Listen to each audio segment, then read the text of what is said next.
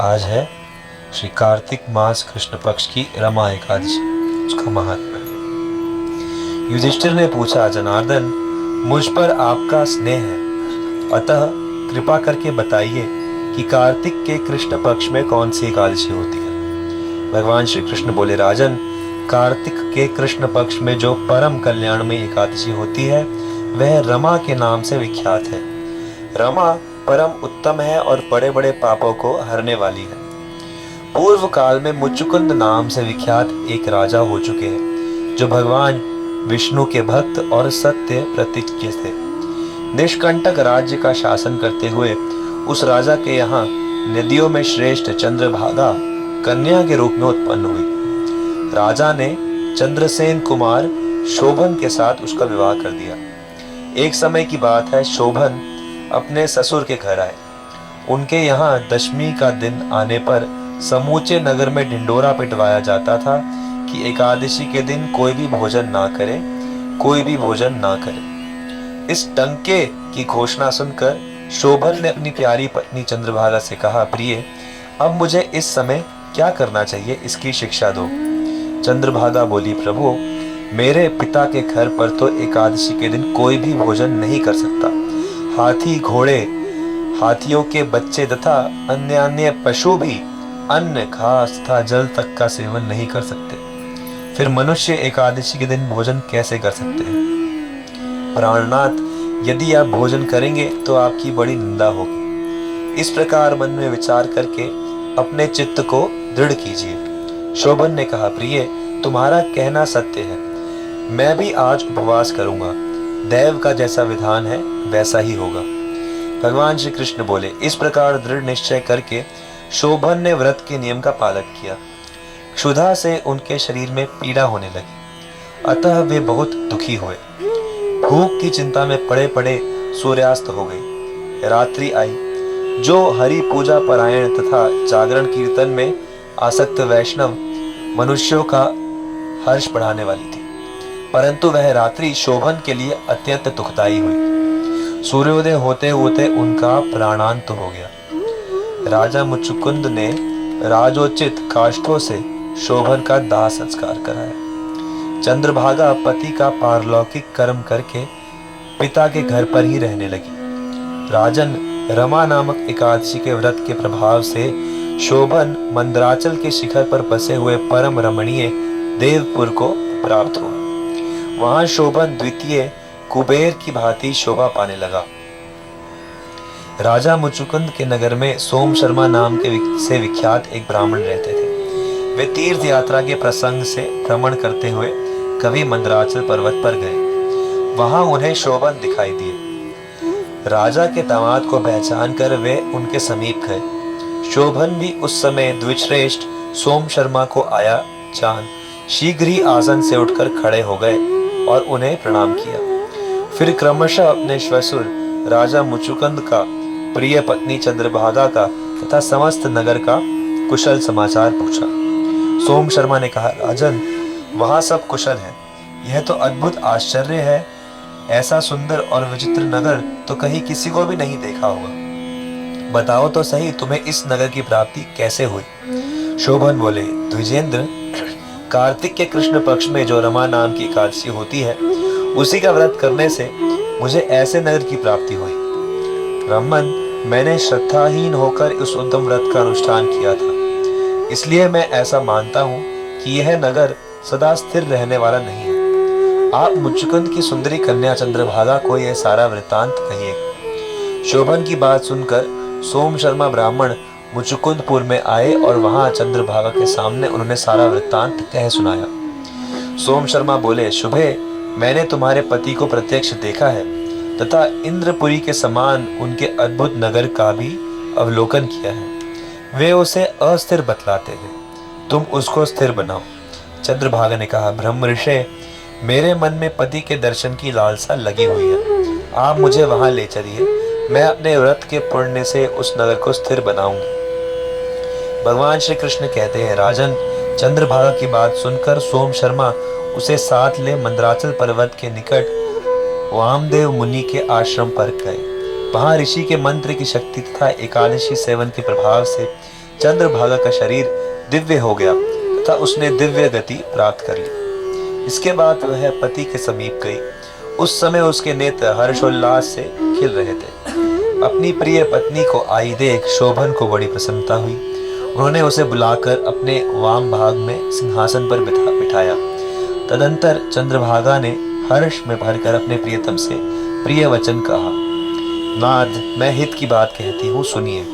पिता के घर में रहते समय जब मेरी अवस्था 8 वर्ष से अधिक हो गई, तब से लेकर आज तक मैंने जो एकादशी के व्रत किए हैं और उनसे मेरे भीतर जो पुण्य संचित हुआ है, उसके प्रभाव से यह नगर कल्प के अंत तक स्थिर रहेगा और सब प्रकार के मनोवांछित वैभव से समृद्धिशाली होगा। राजन, इस प्रकार रमा व्रत के प्रभाव से चंद्रभागा दिव्य भोग, दिव्य रूप और दिव्य आभूषणों से विभूषित हो अपने पति के साथ मंदराचल के शिखर पर विहार करने लगी। राजन, मैंने तुम्हारे समक्ष रमा नामक एकादशी का वर्णन किया है। यह चिंतामणि तथा कामधेनु के समान सब मनोरथों को पूर्ण करने वाली है।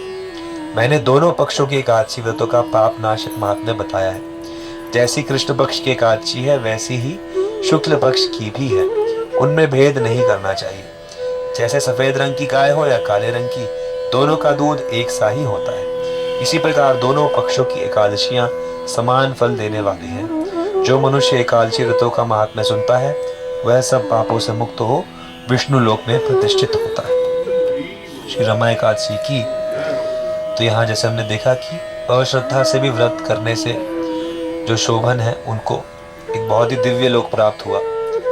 और उसके बाद उनकी पत्नी जो थी, उनके बचपन से लेके अभी तक के एकादशी के प्रभाव से कल्पांत तक वो धाम स्थिर हो गया। कल्पांत यानी कि ब्रह्मा जी का दिन, लेकिन ब्रह्मा जी के दिन के बाद भी वो धाम जाएगा। तो असली स्थिरता कब होगी? जब हम भगवान के भजन में निष्ठ हो जाएंगे। तो हमारी स्थिरता जो हमें एकादशी का फल चाहिए, वो तो केवल यही चाहिए कि हमारी जो भजन में निष्ठा है वो पक्की हो जाए। हरे कृष्णा। एक एकादशी रखी हमने तो बहुत सारी रख पक्का हो जाएगा। उसने पानी तक नहीं पिया था। हम लोग सिर्फ एक एकादशी में पानी नहीं पीते, निर्जला एकादशी। तो इसीलिए हम लोग क्योंकि कर्म कांड की विधि से, या हम लोग इतनी दृढ़ता से ऐसे नहीं करते, क्योंकि हमें ऐसे कोई भौतिक फल या इस प्रकार के जो कहे ये नहीं चाहिए। हमें केवल भक्ति में दृढ़ता चाहिए। और ये जो राजा मुचुकुंद है, यही वो राजा है जो कलयुग में नरसिंह मेहता के नाम से भी जन्म लेते हैं। और तो भगवान, तो जो ये राजा है, इनको एकादशी का असली प्रभाव मिल रहा है। तो ये जो इनके राज्य में जैसे हमने देखा कि पूरा डंका बज रहा है, सब हो रहा है, तो ये राजा मुचुकुंद नरसिंह मेहता नाम से प्रकट होते हैं। और फिर नरसिंह मेहता को सब जानते हैं, भक्ति में उनकी स्थिरता और साक्षात ब्रजलीला में उनका प्रवेश होता है। श्री दामोदराष्टकम की श्लोक संख्या 3। इति दृक् स्वलीलाभिरानंद कुंडे। तो इस प्रकार की बाल्य लीलाओं से भगवान गोकुल वासियों को आनंदित कर रहे हैं। और ये जो गोकुल जो इस पृथ्वी पर प्रकट होता है, भक्त सिद्धांत महाराज बताते हैं कि ये आध्यात्मिक जो गोलोक वृंदावन है, उससे भी ज़्यादा विशेष, यहाँ पर उससे भी ज़्यादा आनंद है। क्योंकि ये बाल लीलाएं जो है भगवान की, वो वहाँ पर नहीं होती। वहाँ पर भगवान हमेशा किशोर अवस्था में रहते हैं, तो बालक वाली लीलाएं होती नहीं। तो इसलिए ये जो धाम है, ये और आनंद में डूबा रहता है। और भगवान ऐसी घोषणा करते हैं ऐसी लीलाओं से कि मैं भक्ति के द्वारा जीता जाता हूँ। यानी कि भक्ति से कोई भी भगवान को जीत सकता है। अधिकतर लोग जो भक्ति करते हैं वो ऐश्वर्य भक्ति करते हैं। तो यहाँ पर बात हो रही है ऐश्वर्य भक्ति की नहीं, बल्कि ब्रज प्रेम माधुर्य भक्ति की। भगवान क्या घोषणा कर रहे हैं कि तदीयेषि तद्येषु भक्तैर्जितत्वम्। स्वघोष घोषणा कर रहे हैं अपने ऐश्वर्य भक्तों को कि मैं प्रेमी भक्तों द्वारा जीता जाता हूँ। वैसे प्रेमी जिनको मेरे ऐश्वर्य से लेना देना नहीं होता, जिनको इस बात से कोई मतलब नहीं है कि कृष्ण भगवान है या नहीं है। उनको तो बस ये है कि कृष्ण हमें अच्छा लगता है, हमारा सखा है, हमारा व्यापक पालक है, हमारा मित्र है, हमारा प्रियतम है। तो ऐसे जो लोग हैं वो पूजा भी नहीं करते कृष्ण की। वो पूजा भी या तो नारायण की करेंगे, शिव जी की करेंगे, माँ दुर्गा की करेंगे, सबकी करेंगे, लेकिन कृष्ण की पूजा नहीं करेंगे, क्योंकि कृष्ण तो भगवान है ही नहीं। लेकिन कृष्ण के प्रति जो प्रेम उनका है वो इतना ज्यादा है, इतना ज्यादा है, कृष्ण उनके सामने अपनी सारी भगवत्ता छोड़कर उनके सामने बंध जाते हैं। तो ये यहाँ पर सत्यव्रत मुनि बता रहे हैं। दामोदर अष्टकम की, यशोदा दामोदर की जय। गोप्य ऊचु, श्लोक संख्या 11। चरसियत व्रजाचारयन् पशून्। हे स्वामी, हे प्रियतम, जब आप गांव छोड़कर गौएं चराने के लिए जाते हैं तो हमारे मन इस विचार से विचलित हो उठते हैं कि कमल से भी अधिक सुंदर आपके चरणों में अनाज के नोकदार छिलके या घास फूस एवं पौधे चुभ जाएंगे।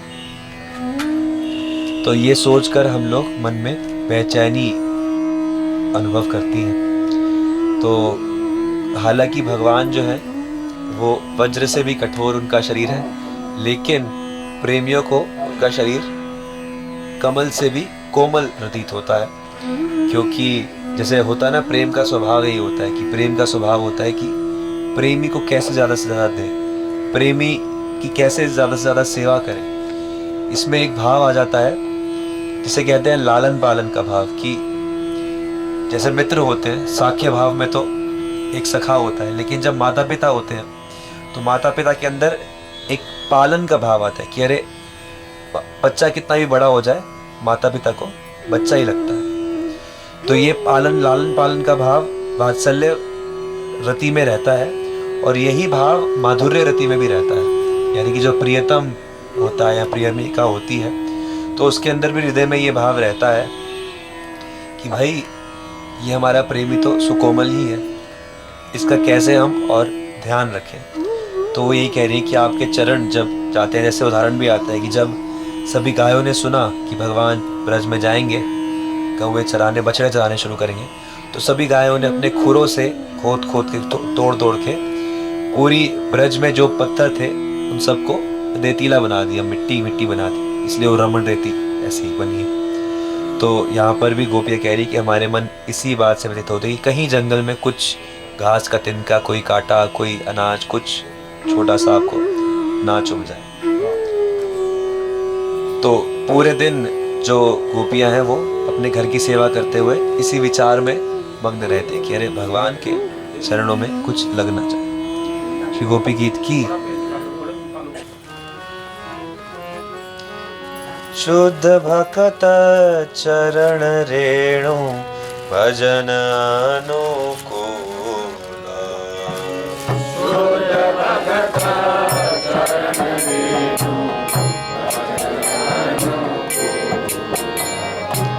भक्त सेवा परम सिद्धि प्रेम रति कर मूला।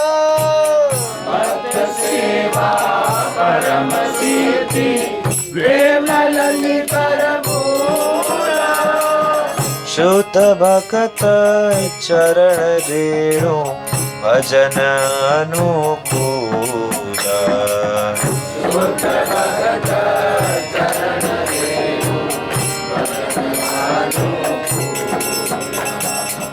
माधव तिथि भक्ति जननी जतन पालन करी। माधव तिथि भक्ति जननी जतन पालन करी।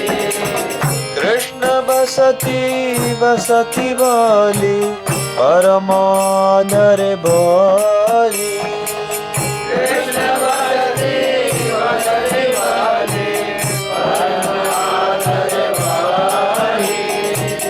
गौर अमर जे सब स्थाने करल ब्राह्मण राके।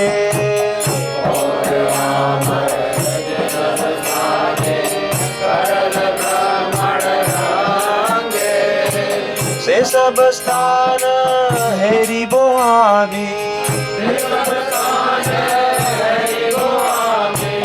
प्रणाई भक्त संगे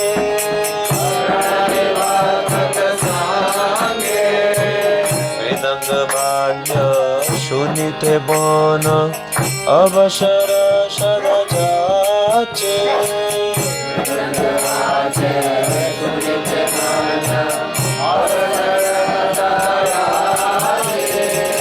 गौर गीत कीर्तन सुनी आनंद हृदय नाचे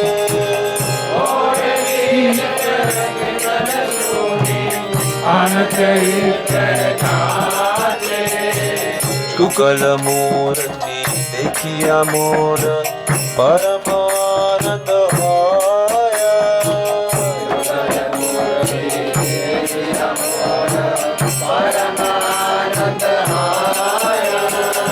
प्रसाद सेवा कलिते आए सकल प्रपंच जया प्रसाद सेवा कलिते आया सकल प्रपंच जया जे दिन गृहे भजन देखी गृह ते को लोक भया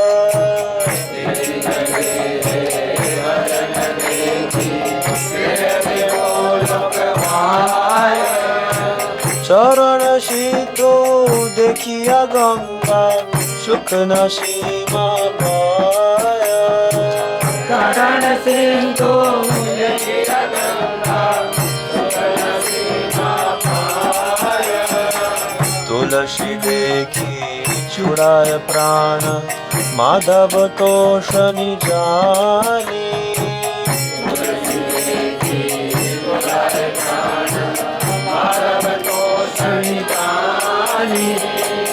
गौर प्रिय शाक सेवन जीवन सार्थक मानी गौर प्रिय शाक सेवन जीवन सार्थक मानी भक्ति विनोद कृष्ण भजने अनुकूल पाए जा